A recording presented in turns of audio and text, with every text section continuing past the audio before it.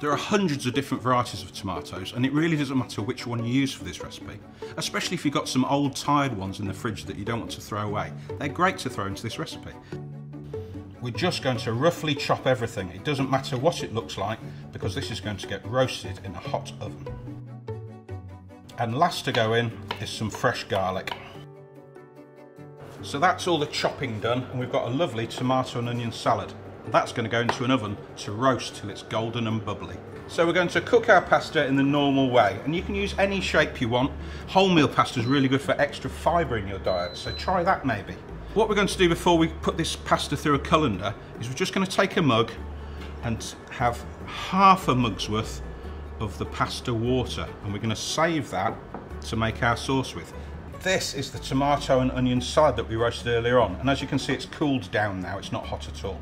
And what we're going to do is blend this up and make it into a sauce. So I'm going to put it into this big food processor, and we're going to make a lovely puree out of it. We're going to add a few more flavours at this point too. So just to help bind it together, we're going to add a little bit of tomato ketchup. We're going to add some oregano.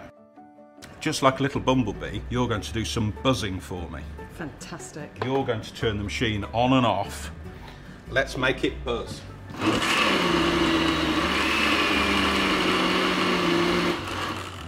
Now the last thing is, we saved that pasta water, didn't we?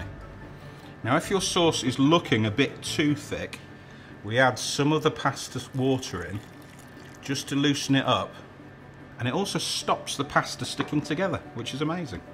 So you give that one more buzz. Perfect. So here's our Buzz Buzz pasta puree. Putting that into the pan and heat it through.